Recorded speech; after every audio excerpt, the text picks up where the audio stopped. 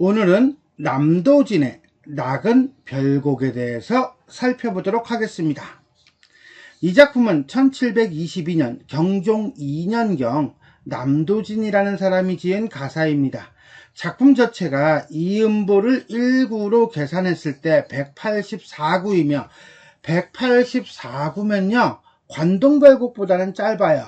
그러나 사민곡, 송민곡보다는 길어요. 그러니까 이게 작품이 좀 길어. 이렇게 보시면 돼요. 음수율은 3, 4조가 가장 우세하며 다음은 4, 4조입니다. 3, 4조, 4, 4조는 고전시가의 기본 코드라고 보시면 돼요. 그런데 말입니다. 2, 4조, 2, 3조, 3, 7조 같은 다양한 음수율도 나타난다. 그러니까 이거 멋대로네. 작가는 경기도 용문산 북쪽 계곡에 자리 잡은 나그남 주변의 경치인 일곡팔경을 통해 아름다운 경치를 창조하신 조물주의 공덕을 찬탄하고 단박한 전원 생활을 하는 즐거움을 노래하였습니다. 조금 기니까 원래는 이제 전체 어떤 요약을 하고 그 다음에 포인트를 잡고 난 다음에 본문을 들어갈까라고 생각을 했었는데 그래도 아무래도 본문을 먼저 얘기하고 그리고 난 다음에 정리를 하는 게 나을 듯 싶습니다. 그래서 바로 본문으로 들어가도록 하겠습니다. 헌사한 조화옹이 산천을 빚어낼 때 나그남 깊은 고를 날 위하여 삼겼으니 복만도 휘발하고 천석도 기특하다. 헌사한이라고 되어 있는데 헌사롭다 이런 뜻이에요. 우리가 야단스럽다라는 뜻이거든요. 야단스럽다는 것은 야단을 친다라든가 시끄럽다라든가 이런 게 아니라 되게 분주하고 바쁘다 이런 식으로 보시면 될 것 같아요. 조화옹은 조물주예요. 그러니까 야단스러운 조물주가 이 산천 자연을 만들어낼 때 나그남 깊은 고를 날 위하여 삼겼으니 나그남 이게 바로 이제 용문산이고요. 그 다음에 제목 자체가 낙은별곡이죠. 여기서부터 나왔다라고 보시면 돼요.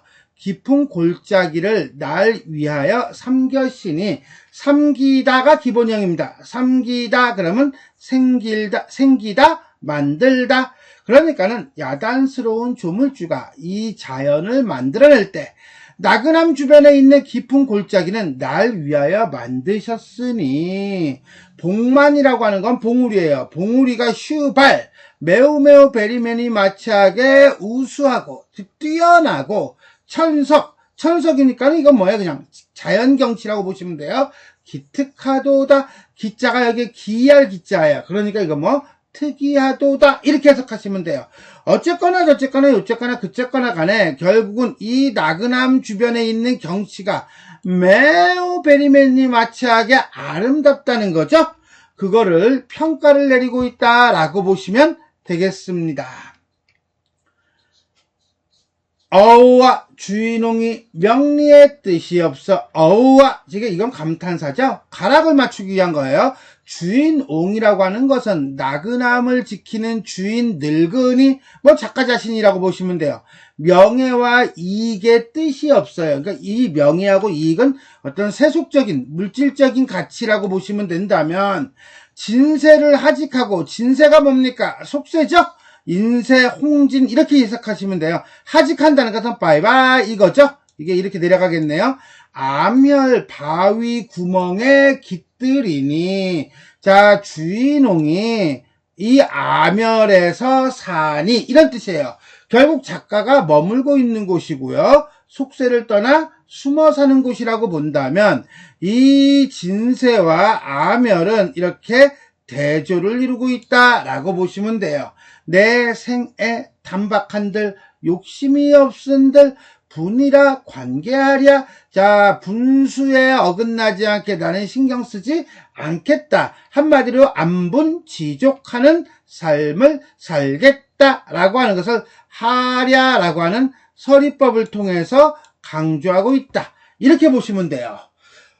보통 가사는요, 서사, 본사, 결사, 이렇게 3단 구성으로 나누는데, 이 작품은 독특하게 4단, 기승, 전, 결로 나눕니다.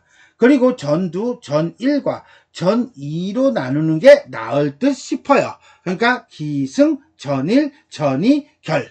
그러면 전체 5개겠네요. 여기까지가 기. 기는요, 자연 속에 응거하는 작가의 단박한 삶을 노래하고 있습니다. 농한지 밝은 창에 희역을 점검하니, 이 농한지라고 하는 것은, 농한지가 아니라 농한체, 아래아가 있죠? 이 농한제는요, 이 작가의 호예요. 호이기도 하고, 작가가 지은 집의 이름이기도 해요. 밝은 창이라고 했으니까 아침이 됐나봐요. 밝은 창에 희역을 점검하니, 희역이 뭔가 하고 이게 찾아봤어요. 그랬더니 이게 역이 있잖아요. 그죠? 주역의 다른 말이래요. 그러니까 그냥 주역을 점검하니, 주역이 뭡니까? 이것저것 따지는 거죠. 갑자을축해가면서, 소장 진태는 성운이 밝아있고, 낙천지명은 경계도 깊어세라. 소장 진태라고 하는 것은요, 줄어들거나 사라지는 거예요. 소각하다, 소멸하다, 이런 뜻이에요. 길장자예요. 그러니까는 사라지고, 길고, 나아가고, 물러나는 거. 그러니까 모든 것들은요, 흥망성쇠가 있죠? 잘 나가면은 발전을 하다가 언젠가는 거꾸라질 거예요. 그죠? 거꾸라지기도 하고요. 앞으로 나아갈 때도 있지만, 잠깐 뒤에 물러서가지고, 한 걸음 뒤에 물러서서 때를 기다릴 때도 있는 거예요. 어찌 본다면 이거는 세상사를 살아가는 어떤 이치라고 볼 수도 있겠고요. 자연의 이치라고 볼 수도 있고요. 어쨌거나 저쨌거나 성훈의 성인의 가르침에 밝혀져 있다. 그러면 성인의 가르침이 뭔데? 주역이지 뭐, 희역. 왜? 희역을 점검하니 이런 게 있더라, 이런 거잖아요. 낙천지명은, 낙천, 즐거울 낙자다, 하늘천자죠? 즉 하늘의 뜻을 따르고, 지명, 자신의 본분을 아는 것은 경계, 한마디로 성인들께서 조심해야 돼, 이렇게 해서는 안 돼 라고 하는 이 경계의 말에 담겨 있구나. 그 경계의 말이 어딘데? 그렇지, 주역이죠.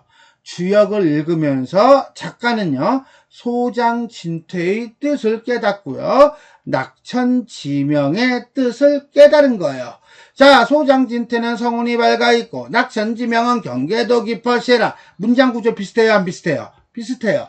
결국은 대꾸의 표현을 사용해서 주역을 읽고 느낀 깨달음을 드러내고 있습니다. 원한을 희롱하고 말 잇고 앉았으니, 원환이라고 하는 건요, 둥글 원자에다 구술한자예요. 그러니까 둥근 구술이라고 해석하면 돼요. 그런데 이 둥근 구술이라고 해석하기도 하고요. 그 다음에 어떤 사람은 이걸 달로 해석하기도 합니다. 자, 그럼 여기서 잠깐 우리가 여길 봐야 돼요. 여길 보면요, 내가 아까 농한제 밝은 창 할 때 이 밝은 창을요, 아침이라고 얘기했거든요. 그런데 이게 아침이면 이게 안 맞죠, 달이. 그죠? 그러니까는 밝았다라고 하는 것을 이 달하고 연결시키려면은 달빛이 밝아 있고 라고 아까 앞부분을 그렇게 이해를 해야지 요게 또 자연스러워요.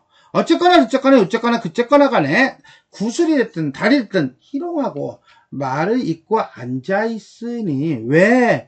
좀 전에 우리가 소장진퇴라든가 낙천지명이라든가 이런 것들을 우리가 공부를 했잖아요. 그러니까 말을 잇고 가만히 앉아있는 거예요. 그리고 다시 한번 생각을 합니다. 천근월굴이 몇 번이나 왕래하였는가? 천근월굴은 또 뭐야? 그랬더니 하늘의 끝과 달 속의 굴이래요. 자, 이것은 결국 뭐냐? 그러면 천지의 이치다. 그 천지의 이치가 어땠는데? 그랬더니 이걸 알아야겠죠? 딱 보니까 이렇게 돼요. 천근월굴이라고 하는 것은, 자, 중국 송나라 때 시인인 강절이 소선생의 육아시, 자, 주역 복희 8개를 읊은 19에 나오는 구절로서 음양의 변화, 조화를 말하고 있다라고 한답니다. 무슨 내용이냐 그랬더니 천근월굴 한 왕래 36궁도 시춘이라 라는 뜻이래요. 천근은 양으로 남자의 성과 월굴은 음으로 여자의 성을 나타내며 음양이 한 가지로 왕래하니 소우주인 육체가 모두 봄이 되어 완전하게 된다. 한마디로 남자의 양과 여자의 어떻게 본다면 양과 이 양과 음이 조화를 이룰 때 비로소 이 세상은 완전하게 된다. 뭐 이런 뜻이라고 보시면 되겠습니다. 그러니 말을 잇고 앉아 있으니 내가 이 천근 월구를 몇 번이나 왕래했는가? 참 많이 왕래했다. 결국은 뭐예요? 주역의 이치를 나는 깨달았다, 안 깨달았다? 깨달았다. 이런 내용이라고 보시면 돼요. 장금을 빗기 하나 슬상에 놓아놓고, 자, 술상이 아니고 슬상이에요. 장금이라는 건 검은 거고요. 슬은요, 무릎 슬자예요. 그러니까 슬상 그러면 무릎 위에 놓고, 검은 고가 어떻게 생겼는지 알죠? 긴 판자떼기? 하여튼 간에 무릎 위에 얹어놓고 연주하는 거잖아요. 평우조 한 소리예요. 평우조 뭐라고? 한 소리. 소리를 했대요. 그러면서 보어사를 섞어서 연주했대. 타다라는 뜻은 연주하다예요. 그러면 평우조도 역시 곡이고요. 보어사도 곡이라고 보면 될 거예요. 평우조의 한 가락을 보어사라는 악곡에 섞어서 연주하니 간가사 짧은 노래, 간가사는 긴 가사, 짧은 노래 느긋이 천천히 불러낼 때 노래하는 거야. 띵영 세상 이 매우 뭐 이렇게 되는 거죠. 그러니 유연이 흥이 나니 유연 뭐야? 여유가 있고 흥이 나니 세렴이 전혀 없다. 세렴 세상 세자에다가 생각념자예요. 그럼 세상에 대한 생각, 한마디로 속세에 대한 미련, 세상에 나아갈 생각, 그런 것이 나지 않는다. 신경 안 쓴다. 이런 뜻이겠네요. 남촌의 늙은 번님, 북린의 젊은 주들, 송단에 섞어 앉아 차례 없이 술을 부어 두세 잔 거우르고 무슨 말씀 하옵나니? 자, 남쪽 마을에 사는 늙은 친구들과 북쪽 마을에 사는, 이때 린자가 이웃 린자예요. 북쪽에 사는 이웃의 젊은 무리들. 그러니까 많은 사람들이죠. 자, 남쪽에 있는 늙은 번님, 북쪽에 있는 젊은 무리, 전부 다 작가가 친구로 어울리는 사람들이에요. 소나무가 있는 언덕에 막 섞어 앉아서, 무질서하게 앉아서, 차례 없이, 순서 없이, 뭐, 당신이 나이가 먹었으니까, 당신은 나하고 가까우니까 먼저 술 주고 이런 거 아니고, 이때 차례 없이, 그러면 싸가지 없이가 아니라 자유롭게 술을 부어 먹었다는 거예요. 그러니까는, 뭐 혼자서 술을 먹는 것도 아니고 자연을 즐기면서 혼자서 아니야. 친구가 왔으니까 친구랑 단둘이서 아니야.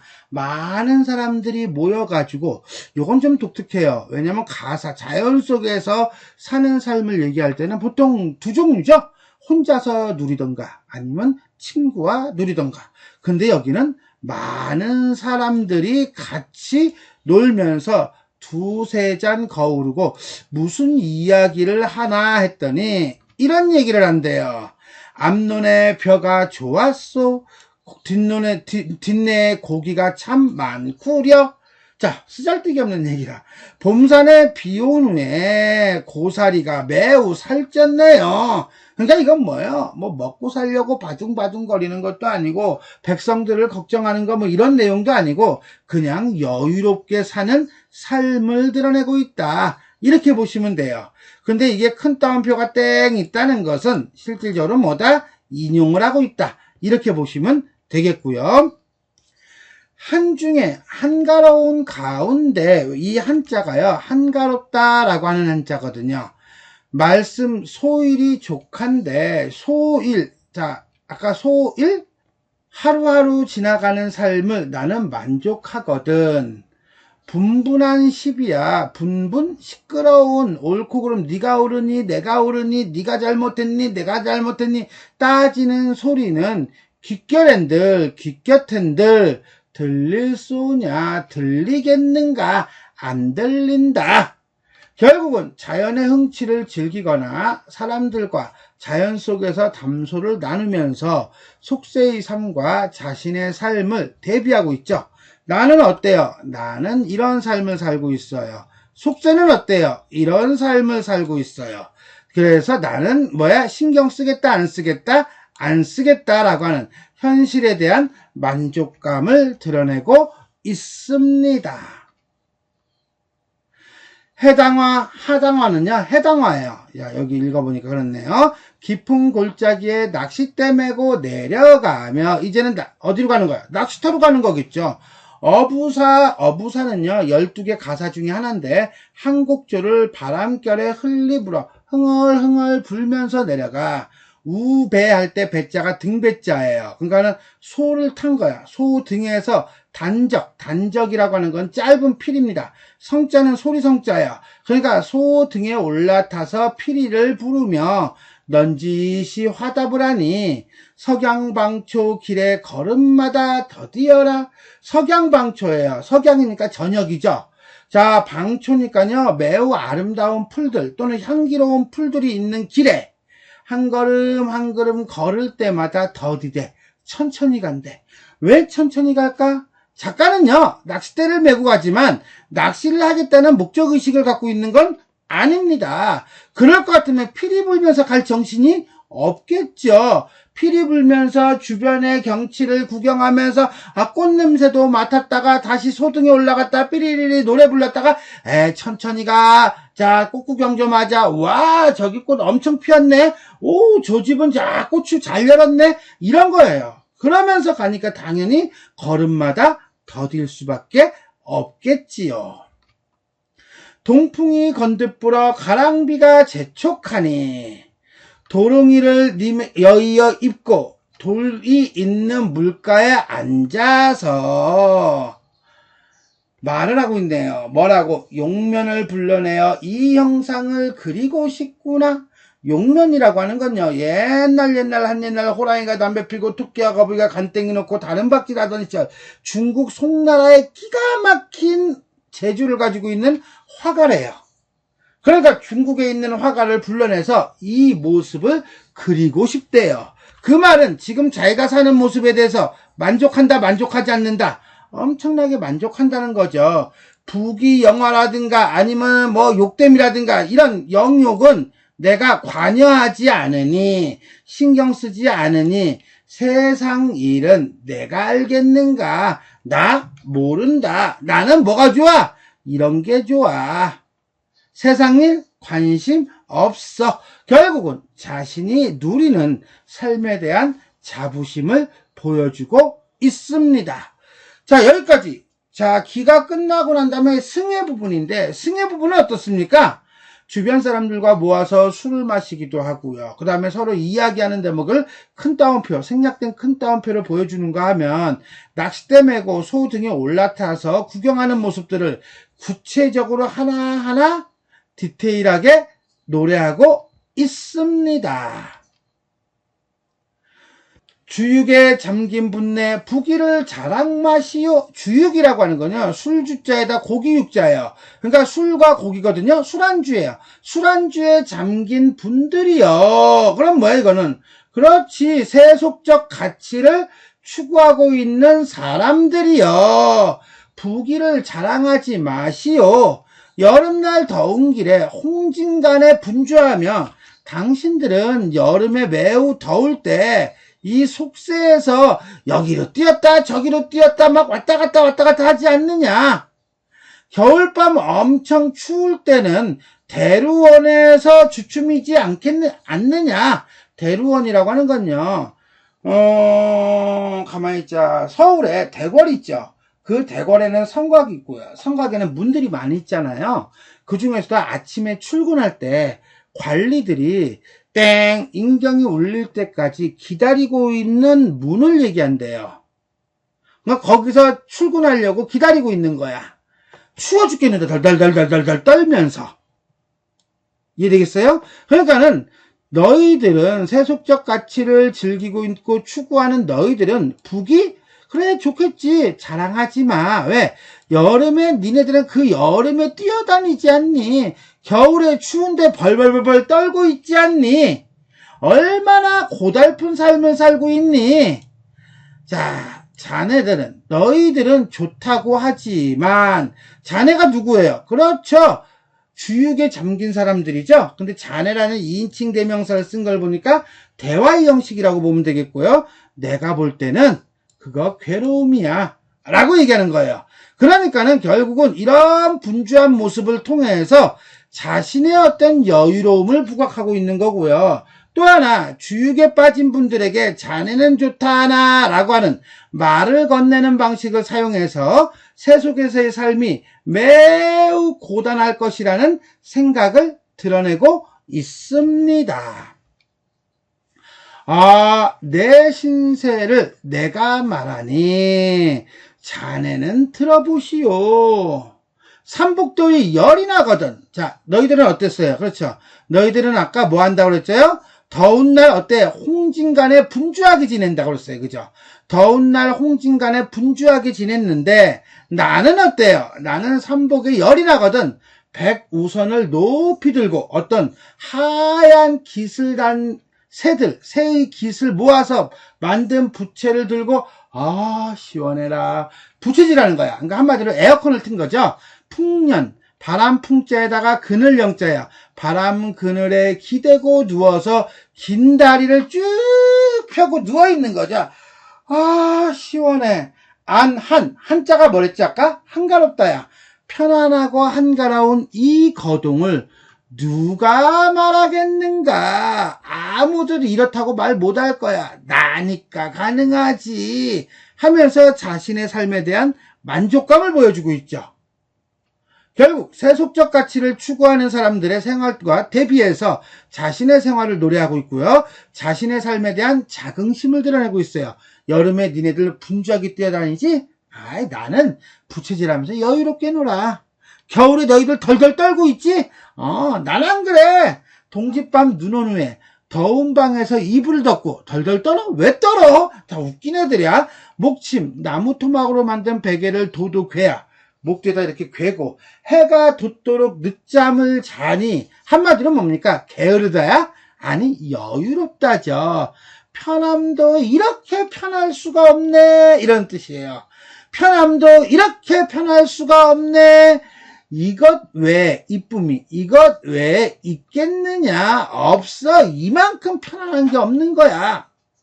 역시 마찬가지로 겨울을 가지고 자신의 삶에 대한 자긍심을 보여주고 있습니다. 그리고 보니까는 세속에 살고 있는 주육에 취해 있는 사람들에 대해서는 겨울 한 줄, 여름 한 줄 이렇게 얘기했는데 자신의 삶을 얘기할 때는요 어떻습니까? 여름 한 바닥, 겨울 한 바닥. 그러면서 자신의 삶에다가 포커스를 맞추고 있네요. 삼공이 귀하다고 하나 삼공이라는 것은 영의정, 우의정, 좌의정, 삼정승, 높은 벼슬이 귀하다고 하나 나는 나의 생활과 안이 바꿀 거야. 이 말은 나는 내 생활이 더 만족해. 값으로 비긴다면, 값을 쳐서 비긴다면, 값으로 따진다면 망금인들 이걸 당하겠는가? 망금을 줘도 나는 안 팔아. 장난하니? 이걸 왜 거기 가서 내가 고생을 해? 이런 거예요. 참고로 얘기한다면요, 이 남도진이라는 사람은요, 벼슬을 한 적이 없어요. 내가 자료를 찾아보니까 벼슬했다기보다는 이렇게 시골에서 살면서 어떤 지역의 어떤 유지로 생을 마감한 사람이다라고 보시면 돼요. 그러니까 이런 노래가 가능하겠죠. 자, 보리밥 맛들이니 팔진미를 부러워하겠는가? 팔진미라고 하는 건요, 8개의 진귀한 음식이에요. 헌 배옷을 맡거자니 다음에 기환을 하여 무엇하겠는가? 기환이라고 하는 건요, 아름답게 무늬 놓은 비단과 하얀 비단이에요. 그러니까는 이거 필요 없어. 나는 보리밥만 먹으면 돼. 헌 배옷만 입으면 돼. 따라서 보리밥과 헌 배옷은요, 화자의 소박한 삶을 드러내는 소재죠. 그럼 팔진미하고 기와는요, 그렇죠. 세속적인 삶을 드러내는 소재라고 본다면 이렇게 소재의 대비가 나타나고 있다 라고 보시면 돼요. 어쨌거나 저쨌거나 어쨌거나 그쨌거나 간에 부러워하랴 무엇할꼬 대꾸법과 서리법을 사용해서 자신의 삶에 대한 자부심을 드러내고 있습니다. 자, 기 아까 했죠? 승 했죠? 그 다음엔 전이죠? 전 중에서도 첫 번째, 세속적인 삶을 살아가는 사람들에 대한 경계, 그리고 자신의 삶에 대한 자부심 정도로 이해하시면 될 것 같아요. 신세야 한가할사. 나의 신세는 한가하다. 한가하고 그 다음에 경물. 이때 경물이라는 건 주변의 경치. 주변의 경치도 소세하다. 소세 맑고 깨끗하다.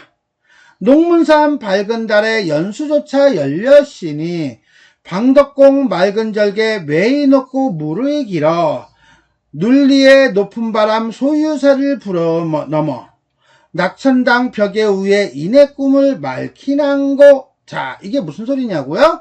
농문산이라고 하는 건 중국 한나라 말 방덕공이라는 사람과 맹호연이라는 사람이 은거하던 산이래요. 자, 그러니까 이 방덕공이 나오잖아요. 그죠? 그러니까 이 농문산은 지금서 방덕공까지는 뭡니까? 고사를 인용하는 거예요. 연수할 때 연자는요, 연기예요. 숫자는요, 나무예요. 그러면 산에 연기가 왜 나겠어요? 불났어? 아니야. 안개에 묻힌 나무조차 열렸으니 달무리 가진 거죠. 방덕공은요, 아까 얘기했죠? 여기 한나라 말 방덕공이라고 써요. 후한말의 유명한 제야 은사고요. 맑은 절개가 산처럼 높고 물처럼 길구나. 이런 뜻이에요. 일종의 비유적 표현이죠. 윤리의 높은 바람. 윤리라고 하는 건요, 이거는 옛날 중국의 유명한 시인 도연명이 살던 곳이에요. 높은 바람이 소유산을 불어 넘어가서, 소유산이라고 하는 건요, 옛날에 허유라는 사람이 있었고요, 소부라는 사람이 있었어요. 이 허유라는 사람과 소부라는 사람이 은거하던 기산을 소유산이라고 합니다. 넘어 들어가 낙천당 벽에 위에 인의 꿈을 맑게 하는구나. 그럼 인의 꿈이 어떤 꿈인데, 인의 꿈은 바로 뭡니까? 이거죠. 자연 속에서 한가롭게 사는 모습이 되겠지요. 그리고 보니까는 고사도 전부 다 어때요? 자, 은거하는 모습이고요. 그 다음에 은거하는 모습이고요. 결국은 은거하는 중국의 유명한 사람들을 끌어들여서 자신의 삶을 비유하고 있다. 이렇게 보시면 돼요. 천마봉 장안형세 운공에 닿았으니 창천이 돌아갈 제 몇 겁이나 가라앉는고. 천마봉 장안현세 할 때 이 천마봉은요, 작가가 있는 곳의 봉우리예요. 운공이라는 것은 구름이에요. 구름이 있는 공중까지 닿았으니 창천 돌아갈 제, 한마디로 뭐야, 동쪽 하늘이 돌아간대요. 동쪽 하늘이 돌아가? 이게 무슨 소리냐 그러면 이거는 옛날에는 천동설이잖아요. 하늘이 돈다고 생각했잖아요. 그러니까 동쪽이 하늘이 돌아갔다는 것은 시간이 흘렀다 이런 뜻이에요. 그래서 몇 겁이나 가라앉는 거 무슨 소리냐? 이 천마봉의 장안형세가 만들어진 것은 도대체 얼마나 많은 시간이 흘렀어야, 그죠? 동쪽 하늘로 돌아가는 게 시간의 경과라면 몇 겁이나 얼마나 많은 시간이 걸렸어야 이 천마봉이 만들어졌는가. 한마디로 오랜 시간에 걸쳐서 천마봉이 만들어졌다는 의미예요. 천만세 지나도록, 오랜 세월 롱롱 타임이 지나도록 천마봉이 낮아질 줄 모르니 너무 높아 내려오지를 않아. 중산의 아침 안개가 밤벽에 젖어 있구나. 산의 절반쯤에 가 있구나. 산이 너무 높으니까 안개가 꼭대기까지 올라가지도 못해요. 공년에 저문 구름이 짧은 치마에 빗겨져 있구나. 이게 무슨 소리냐? 자, 천마봉이 이렇게 써요. 산이 있고요. 얼마나 높은지. 그 다음에 여기 이제는 뭐야? 나무들도 있고 막 있겠죠? 여기 안개, 아침 안개가 싹 낀 거예요. 위에. 이건 안개야. 그 다음에 구름은 여기 있어. 그러니까 이게 엄청나게 높은 거죠. 그래서 천마봉 주위의 안개와 구름을 묘사하면서 천마봉이 기가 막히게 높고 아름다운 곳이다 라고 하는 것을 보여주고 있습니다. 용문산 그림자를 팔절탄을 잠가시니 이협의 날인문이 와룡추 되었시라. 파심을 평이 달아 망국슈를 담았으니 노룡의 설인자치 굴곡이 되어 있구나. 용문산은 누가 있는 곳입니까? 작가가 있는 곳이죠. 용문산의 그림자를 가지고 팔절탄에 잠겼대요. 팔절탄이라는 것은 일곡팔경을 얘기하는 것으로서 용문산 계곡에 있는 아름다운 여울이에요. 냇가예요. 그 중에 제일 먼저 뭐부터 나옵니까? 와룡추예요. 와는 누울 와자고 용은 용용자죠. 그러니까 이건 뭐야? 용이 누워있는 듯한 여울이네요. 용이 누워있는 듯한 여울 어떻게 생겼냐고요? 이렇게 생겼다고 합니다. 여기 용이 여기 있죠. 파심을 평이 달아. 파심할 때 마음의 파도가 친대. 아니야. 이거는 물결의 중심이 평평해져 만곡수를 담았다는 것은 엄청나게 맑은 물을 담았다는 거예요. 어디에? 여기에. 이거죠. 여기에 엄청나게 많은 물을 담았으니 늙은 용의 설인 자치가 여기 물 내려오는 거 요거 굴곡이 되어 있구나 해가지고 팔절탄 중에서 와룡추에 대해서 노래하고 있습니다. 두 번째 볼까요? 두 번째, 풍운을 언제 조차 굴택에 올라갔는가? 굴택이라는 것은 조그만 소굴을 얘기해요. 옥류폭 노한물발 돌을 박차 내려가니 하포의 명월줄을 옥반에 굴리는 듯 은구의 휴정염을 활안에 걸었는 듯 하구나. 뭐뭐인 듯이니까 직유법이죠? 그렇다면 뭘 얘기하고 싶은 거예요? 그렇죠. 옥류폭 얘기해요. 폭이 폭포거든요. 그러면 옥류니까 옥 같은 물이 내리는 폭포예요. 이게 이제는 두 번째 일곡팔경이 되겠네요. 노한 물발, 노한 물살이죠. 물살이 화가 났어. 말이야 방구야. 의인법을 쓰고 있죠. 물살이 매우 세다는 거예요. 돌을 박차고 내려가니 하포니까 포구가 합쳐진 곳이야. 명월주, 맑은 달로 된 구슬이에요. 이게 맑은 달로 된 구슬이 아니라 여기서 보면은 이 물살이 돌을 박차고 내려가면 뭐가 생기겠습니까? 물방울이 생기겠죠? 그 물방울이 바로 뭡니까? 명월주설, 이 주자가 구슬주자라고 그랬습니다. 그러니까 바위에 튀는 폭포의 물방울을 뭘로? 구슬로 비유한 거예요. 그러면서 옥쟁반에 굴리는 듯 하구나. 자, 바위가 이렇게 있어요. 그럼 이게 물살이 막 내려오다 팍 튀어요. 그럼 여기 쫙 물이 있을 거 아니야? 고여 있잖아. 팍 튀니까 여기 떼굴떼굴 굴러간다는 거죠. 은구할 때 구자는 고리예요. 문고리 할 때 고리. 자, 은고리에 수정으로 만든 발을, 이런 뜻이에요. 수정으로 만든 발? 이건 바로 뭡니까? 이게 물이 내려오는 거잖아요. 물이 내려올 때 어때? 빠르게 내려오니까 이게 파란색이니 흰색이니? 흰색이죠. 그러니까 흰색의 뭐처럼 이때 말한 발은요, 우리 몸에 있는 발, 족을 얘기하는 게 아니고요. 이거는 커튼이에요, 커튼. 커튼을 쫙 하얀 커튼이 내려오는 것처럼 그렇게 비유하고 있다라고 보시면 되는 겁니다. 화란, 그림을 걸어 놓은 것 같구나. 그림을 걸어 놓은 난간 같구나. 라고 생각하시면 돼요. 그러니까 한마디로 뭐야? 이 옥류폭포가 마치 그림처럼 아름답구나. 라고 하는 것을 비유법을 통해서 감각적으로 드러내고 있다. 라고 보시면 돼. 이때 감각적이다. 라고 하는 것은 옥, 그 다음에 박차고 내려가는 거, 명월주, 이런 것들, 이런 시각적인 이미지를 얘기합니다. 때끌 묻은 긴 갓끈을, 띠끌이라고 하는 건 때가 묻은 긴 갓의 끈을 타경호에 씻어내니, 타경호에서 씻으니예요. 탁영호라고 그랬어요. 이것이 이제는 뭡니까? 일곡팔경 중에 하나겠죠? 그게 어디냐고요? 이렇게 생겼대요. 타경호는. 여기. 귀 씻던 옛날의 할아버지가 자네 대단하구만. 혼자 높은가? 라고 한다네요. 그러면 귀를 씻던 할아버지라고 하는 것은요, 중국 요임금 시절에 한유를 가리키는 말이고요. 자네 혼자 지조가 높은가? 이런 뜻이에요. 그래서 자신의 기상이 지조가 허유와 삐까하다라고 하는 자부심을 보여주고 있는 겁니다. 그러면 이러한 자부심은 결국 뭐냐? 나는 세속적인 가치와 거리를 두고 속세로 나가지 않겠다는 다짐을 부각하고 있는 거다. 이렇게 보시면 돼요. 자, 이제는 타경어가 나왔으니까 그 다음엔 어디로 갈까요?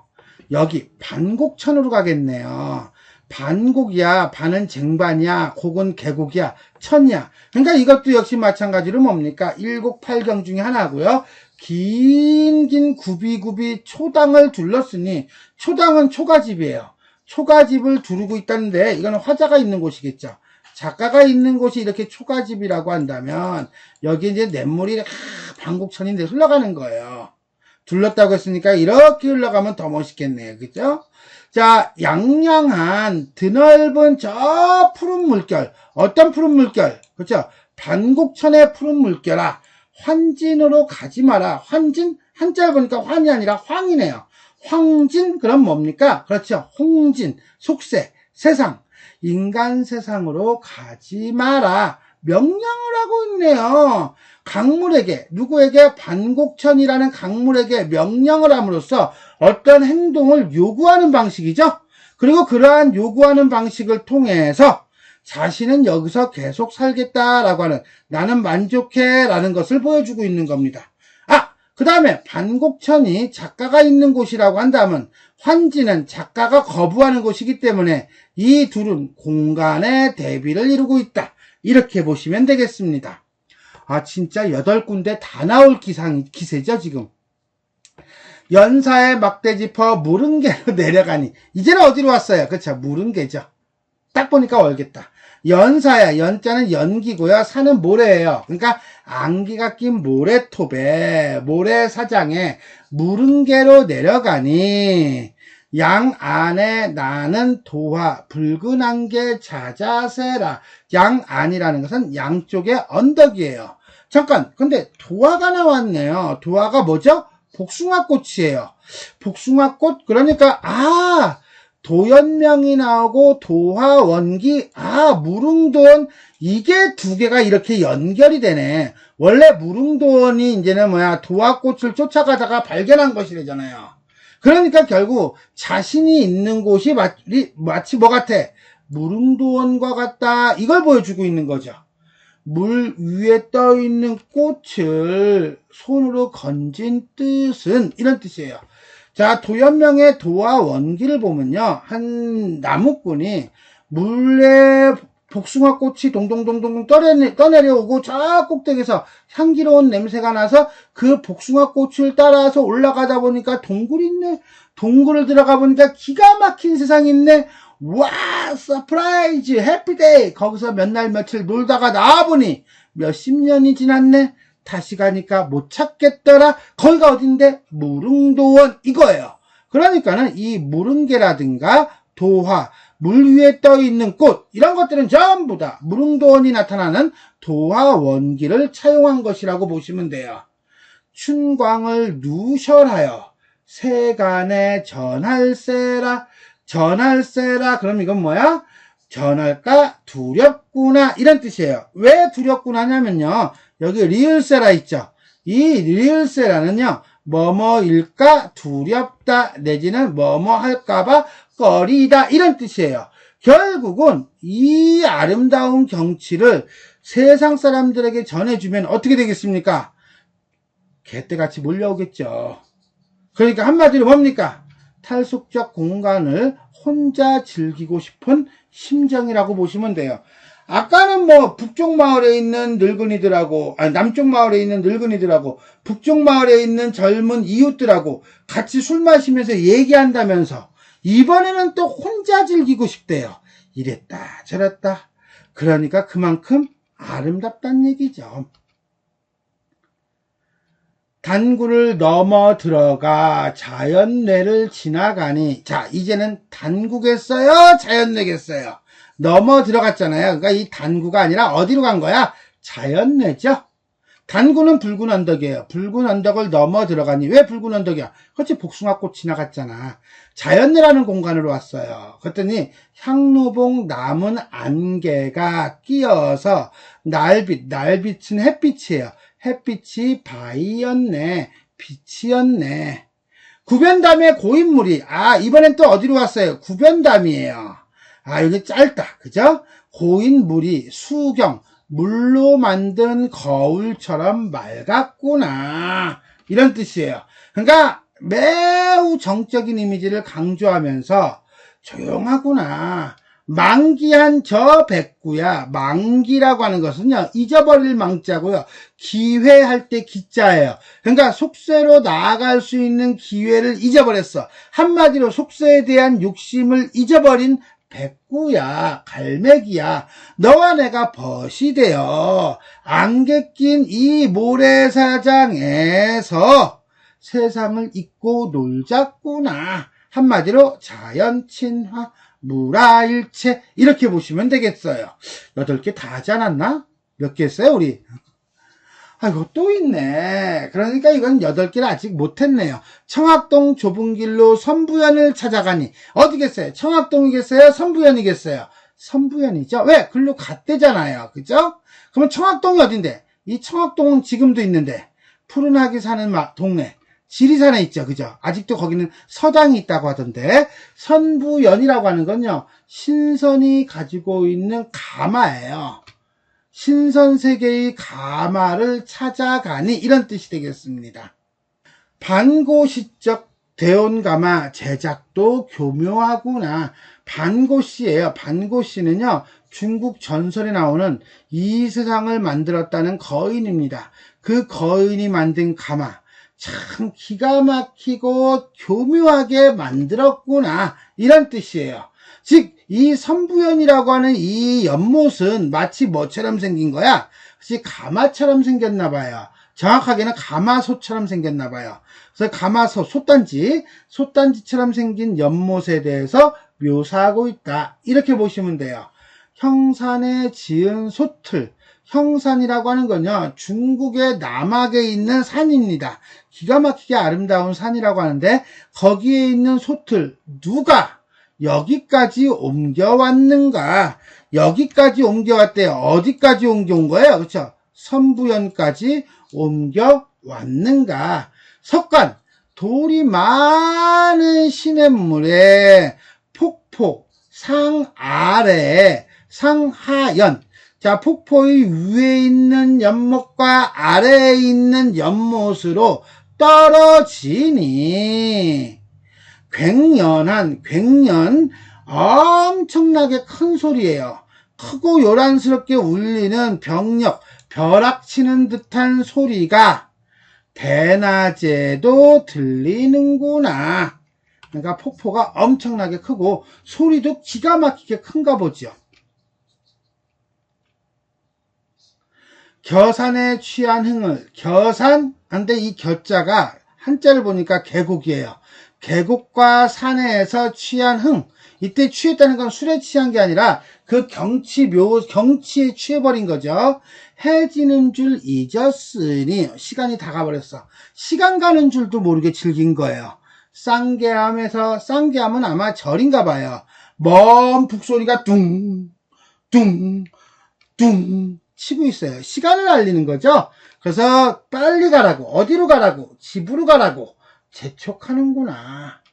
결국은 자연의 아름다움에 몰입하여 해가 지는 시간이 된 줄도 몰랐던 화자가 귀가 시간이 되었음을 깨달은 거죠.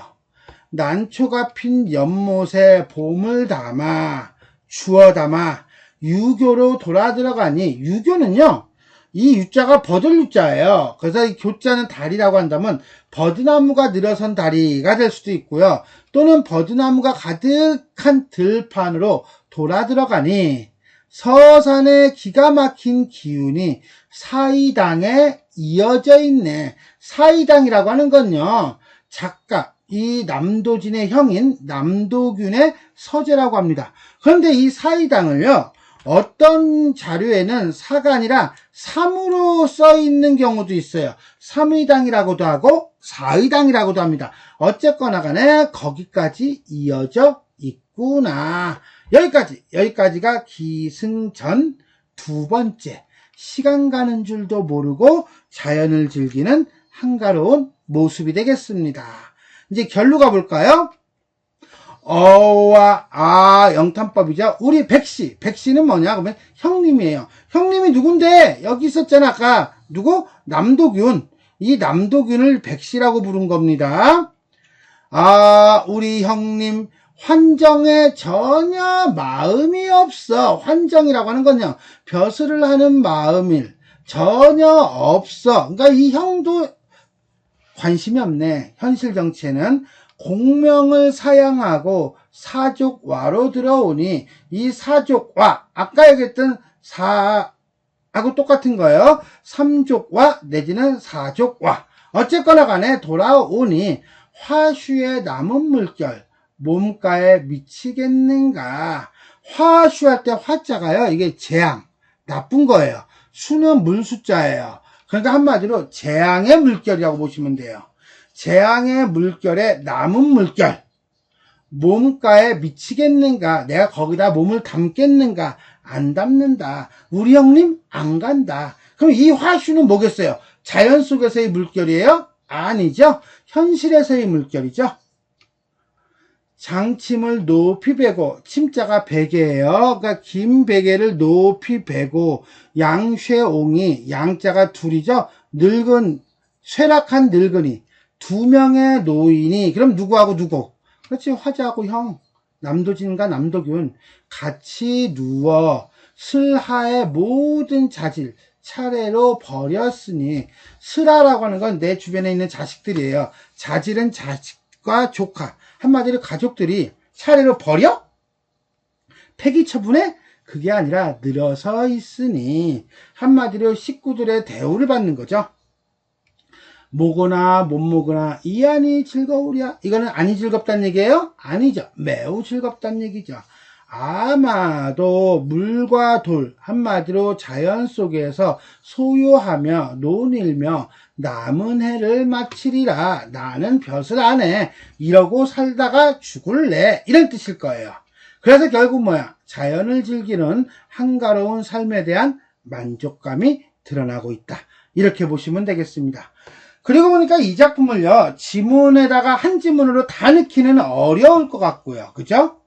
기승전완 전투결로 본다면 내가 볼 때는요, 전완보다는 전투를 읽을 것 같아요. 왜? 이 8절탄 8개의 어떤 아름다운 경치를 매우 시각적으로 묘사를 하고 있잖아요. 상당히 다양하고 디테일하게 묘사를 하고 있거든요. 그렇기 때문에 이게 아마 이 작품의 가장 특별한 점이 아닌가 라는 생각을 합니다. 그래서 이 작품이 나온다면 전투는 꼭 공부를 하시기 바라겠습니다. 자, 전체 정리하겠습니다. 가사고요. 은일가사고요. 나그남 주변의 경치와 삶. 그 삶은 어떤 삶입니까? 한가로운 삶이죠. 그러한 한가로운 삶에 대한 무엇을 드러내고 있다? 만족감을 드러내고 있다 라고 보시면 돼요. 자신이 살고 있는 나그남 주변에서의 삶과 그 다음에 현실 정치, 세속적인 삶을 대비해서 시상을 전개하고 있습니다. 자, 진세를 하직하고 아멸에 깃들이니 라고 하는 거예요. 진세로 대표되는 속세를 떠나 아멸, 즉 자연에서 응거하는 자신의 삶을 노래하면서 자신의 삶이 어때요? 단박한들 분이라 관계하랴 라고 해서 내 세계가 단박한 게 분이야. 내 분수야. 그래서 속세의 삶에 관계한다? 안 한다. 라고 얘기합니다. 여기만 대비가 나오는 게 아니라 뒤도 계속 나오죠? 반복적으로 나와요. 그렇게 함으로써 단박한 전원 생활을 하는 즐거움을 노래하고 있습니다. 자, 여기도 있어요. 주육에 잠긴 분내 부귀를 자랑하지 마시오. 여름날 더운 길에 홍진간에 분주하군요. 라고 하면서 자, 화자는 속세에서 주육에 잠긴들에게 부귀를 자랑하지 말라고 말하고 당신들은 여름날 길에 홍진간에 매우 분주하게 돌아다니지 않느냐. 하지만 나는 안 그렇다. 나는 삼복에 열 나면 배구선을 높이 들어서 바람을 일으키고 긴 다리 쫙 펼치고 그 다음에 편안하고 한가로운 이 거동 누가 갖겠느냐 라고 해서 자신의 삶을 자랑하고 있습니다. 또한 너희들은 겨울밤 추울 때 대루원에서 벌벌벌 떨고 있지 않니? 나는 안 그래. 나는 더운 방에서 이불 덮고 해가 돋도록 늦잠을 자 한가로운 삶을 살고 있어. 이렇듯 속세의 삶과 자신의 삶을 대비하며 자연 속에서 응가하는 삶에 대한 편안함을 노래하고 있습니다. 두 번째, 말을 건네는 방식을 사용하여 화자의 내면을 드러내고 있다 라고 했는데 표현상의 특징이 되겠습니다. 대화 형식이죠. 예를 들어 이런 거죠. 여기 큰 따옴표 땅 때리고 땅 때리면은 남친의 늙은 번님과 북쪽 마을의 젊은이들이 술 먹으면서 말을 해요. 그러면서 뭐합니까? 그렇죠. 유유자적하는 한가로운 삶을 얘기하고 있어요. 그건 결국 뭡니까? 여유롭고 한가로운 삶에 대한 만족감을 드러내고 있다라고 보면 돼요. 이런 대화의 형식은 또 여기도 나오죠. 주육에 잠긴 분들이여 부귀를 자랑하지 마시오. 자네는 좋다고 말하지만 내가 볼 때는 괴로운 거야. 라고 2인칭 대명사를 사용함으로써 대화의 형식을 취하고 있습니다. 그러면서 내가 보기에는 괴로워 라고 하면서 세속에서에 대한 어떤 세속적인 삶에 대한 비판적 인식도 드러나고 있다 라고 보시면 돼요. 반복은요, 대꾸죠? 그 다음에 통사구조의 반복이에요. 이런 통사구조의 반복을 통해서 어떤 운율을 형성함과 함께 이 대목에서는 희역이 주역이라고 그랬습니다. 주역을 읽고 깨달은 바를 드러내고 있다 라고 보시면 되겠습니다. 다음은 인용이죠. 자, 뭘 인용하고 있습니까? 그렇죠. 고사를 인용하고 있네요. 화자는 중국 고사와 역사적인 인물을 인용하여 속세에서 떨어져 자연에서 사는 삶을 형성하고 있습니다. 이렇듯 이 작품에서는요, 중국 고사와 역사적 사실을 여러 번 인용을 합니다. 그리고 그걸 통해서 화자 또는 작가의 심정을 효과적으로 드러내고 있다라고 보시면 되겠습니다. 자, 이렇게 해서 우리는 오늘 남도진의 낙은 별곡이라는 가사에 대해서 살펴보았습니다. 자, 지금까지 도움이 되셨다면 좋아요와 구독 버튼 눌러주시고요.